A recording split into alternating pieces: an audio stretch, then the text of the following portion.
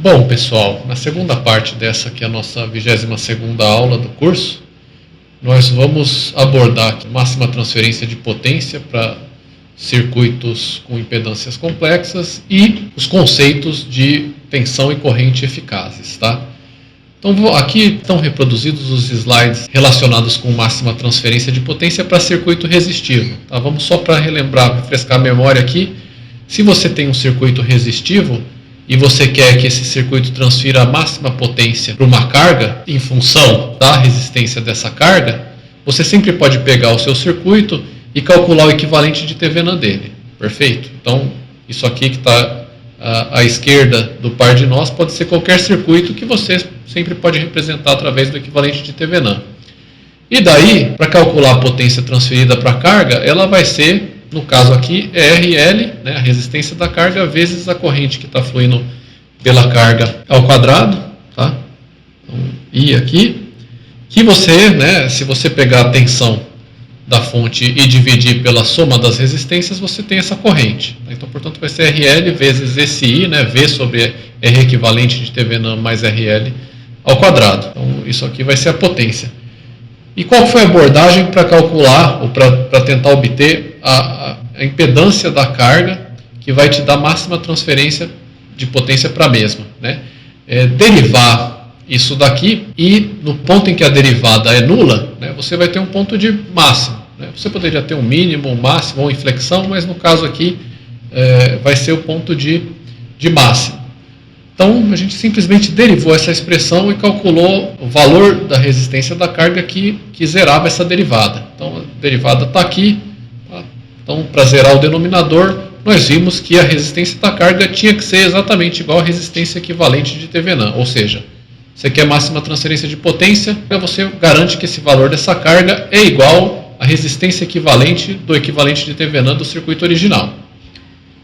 Bom, conceitos completamente similares vão ser obtidos aqui, tá? Então, de forma similar, a máxima transferência de potência vai se dar aqui quando a impedância da carga, que agora pode ser complexa, pode ter uma parte reativa também, então, uma impedância genérica aqui, que pode ter uma parte resistiva, uma parte reativa, seja uma associação de resistores, capacitores e indutores, ou qualquer coisa do gênero, né? Para você garantir máxima transferência de potência, você vai fazer, tá, a impedância da carga não igual à impedância de Thevenin, do equivalente de Thevenin, né, do circuito. Aqui você pode, usando as mesmas técnicas, com exceção do fato de que você vai estar trabalhando com fasores e impedâncias, calcular o equivalente de Thevenin de qualquer circuito. Daí, no lugar de uma resistência equivalente, você vai obter uma impedância equivalente de Thevenin e uma tensão de circuito aberto. Técnicas para obter o equivalente de Thevenin são absolutamente idênticas, com exceção do fato de que no lugar de trabalhar com resistência, vai trabalhar com impedância, e assim por diante, né? Tensões e correntes vão ser fasores. Agora,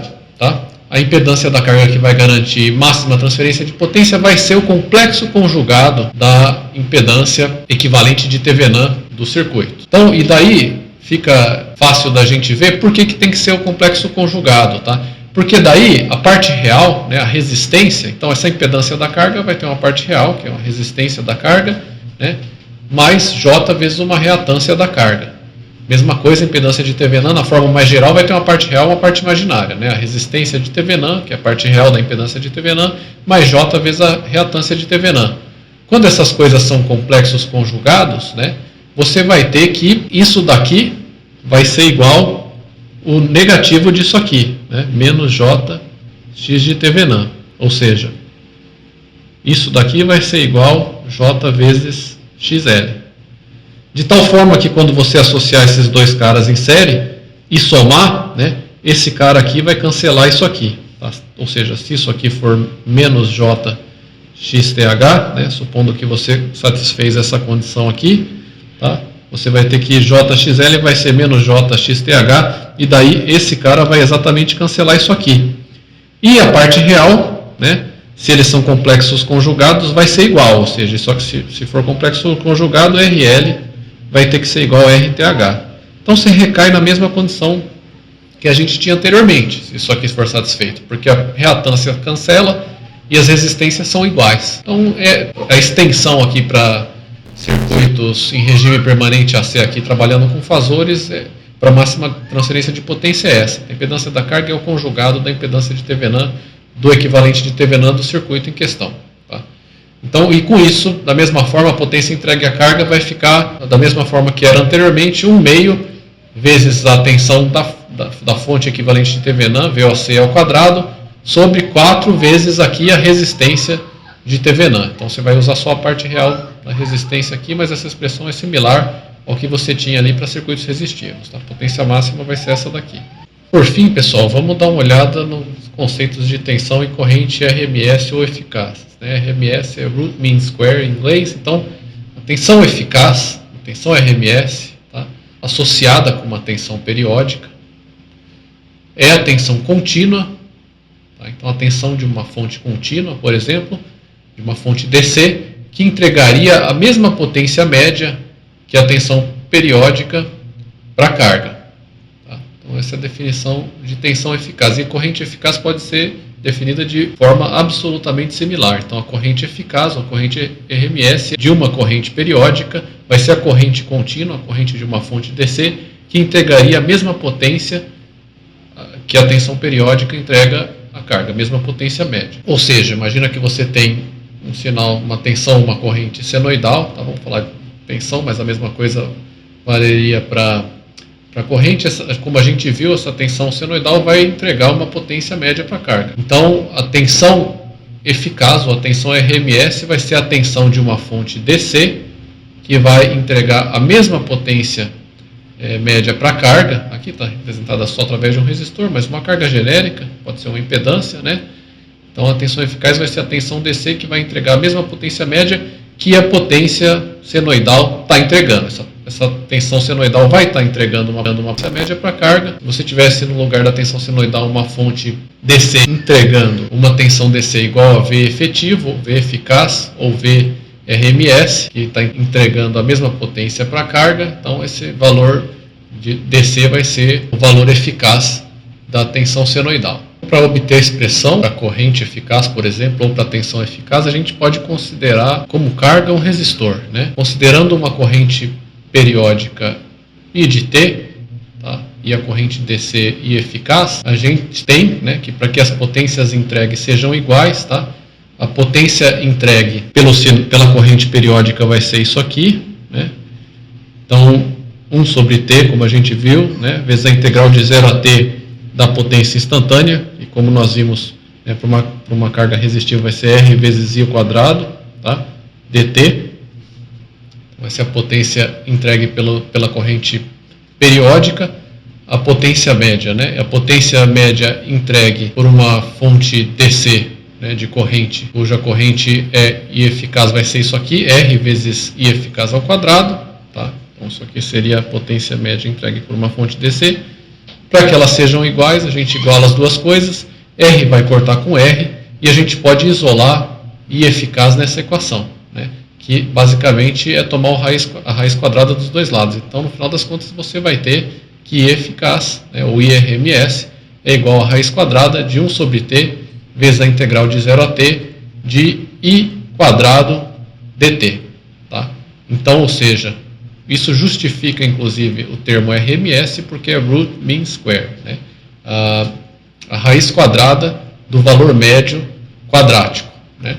Então, o valor eficaz é a raiz quadrada do valor médio do quadrado de um sinal periódico. Tudo bem, a mesma coisa se aplica à tensão. A tensão eficaz é a raiz quadrada do valor quadrático médio da tensão. É possível encontrar a relação entre a tensão RMS, tensão ocorrente RMS, e a tensão de pico, ou a amplitude da tensão para um sinal senoidal ou para qualquer outro sinal periódico, né, uma onda triangular, quadrada e assim por diante, mas é de particular interesse para o sinal senoidal. Então vamos tratar ele aqui. Então, como fica o valor eficaz, ou o valor RMS, tá, de uma tensão ocorrente senoidal? Tá?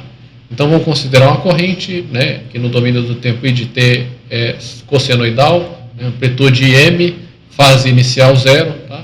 E frequência angular ômega-t, está dada aqui. Tá? Para calcular a corrente eficaz associada, né, ela vai ser a raiz quadrada, tá, do valor quadrático médio. Então, vou ter que elevar esse cara ao quadrado. O IM é uma amplitude, eu posso tirar para fora da integral, IM ao quadrado, tá? mas vai restar o cosseno ao quadrado de ômega t. Quando eu tomar ao quadrado, e daí para tomar a média eu integro de 0 a t, né, esse valor quadrático, dt, e multiplico por 1 sobre t. Tá? Então você vai ter isso daqui. Para fazer essa integral de cosseno ao quadrado, a gente pode usar a entidade trigonométrica. Cosseno ao quadrado de x é 1 meio mais 1 meio de cosseno de 2x. Nesse caso aqui, a gente vê que isso daqui é x, é o argumento do cosseno. Então, portanto, x é igual a ômega t aqui e aqui, né? Ômega t. E daí, nós vimos anteriormente que a integral do cosseno ao longo de 2 períodos, vamos dizer assim, né, de um sinal periódico, vai dar zero, né, ou de qualquer múltiplo de período de um sinal periódico vai dar zero. Então a integral desse segundo carinha aqui vai dar zero e vai restar só a constante meio. Tá? Então isso aqui vai dar, essa integral aqui, né, vai ser a integral de 1 meio. Integrando pode ser substituído por 1 meio. E o que vai restar aqui, né? Esse im ao quadrado pode ser tirado para fora nesse ponto, né? A raiz quadrada de m ao quadrado vai dar o próprio m, tá? Você vai ter a raiz quadrada de 1 sobre t vezes a integral de meio de 0 a t, né? De meio dt de 0 a t, que essa integral em si vai dar t, né? Calculado de 0 até t período, né? Até t período, sem esquecer do meio. Então isso aqui vai nos dar im, né? Integral de 1 meio de t de 0 a t vai dar t sobre 2. O t corta com t maiúsculo corta com t maiúsculo, e isso aqui vai nos dar a raiz quadrada de 1 sobre 2. Ou seja, a corrente eficaz, ou a corrente RMS, é igual a im sobre raiz de 2. Tá? Importante ressaltar que isso aqui é válido só, né, o valor de pico sobre raiz de 2. A corrente eficaz é a corrente de pico sobre raiz de 2.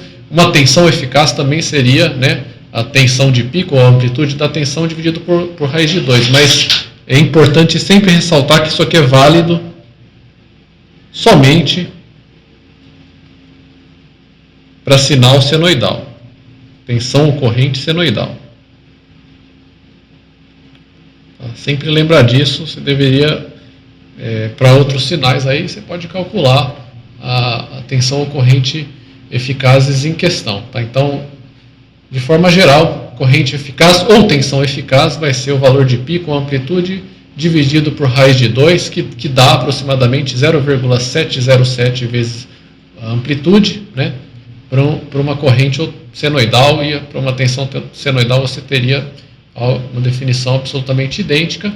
Com isso, a gente pode reescrever a expressão para a potência média, que nós obtivemos anteriormente, em função dos valores RMS. Então, vamos considerar que a gente tem uma carga percorrida por uma corrente de T, né, da mesma forma aqui, corrente com amplitude M, fase inicial θi, fase da corrente, a tensão associada, a gente poderia representar aqui na figura usando a convenção passiva, vai ter uma amplitude de tensão na fase da tensão aqui, por uma carga genérica, dados os valores eficazes, tá?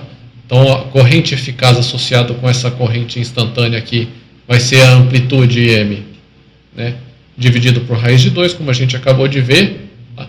A tensão eficaz associada com essa tensão vai ser a amplitude da tensão dividido por raiz de 2. E a gente viu que a potência média era escrita assim. A potência média é o valor de pico da tensão vezes o valor de pico da corrente dividido por 2 vezes cosseno de θv menos θi. Você pode substituir esse primeiro termo aqui se você perceber que ele é simplesmente o produto da tensão eficaz com a corrente eficaz. Né?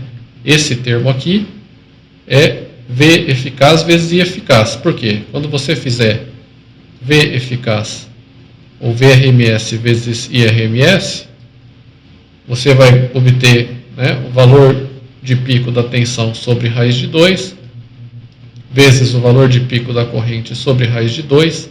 Raiz de 2 vezes raiz de 2 no denominador vai dar 2, então vai dar VM vezes IM sobre 2. Tá? Então, isso daqui é igual a isso daqui. Então, você pode substituir e escrever a potência média função dos valores eficazes. Tá? Então, tensão eficaz vezes a corrente eficaz vezes cosseno de θV menos θI. Isso escrito em termos dos valores eficazes, aqui escrito em termos dos valores de pico, você tem a potência média.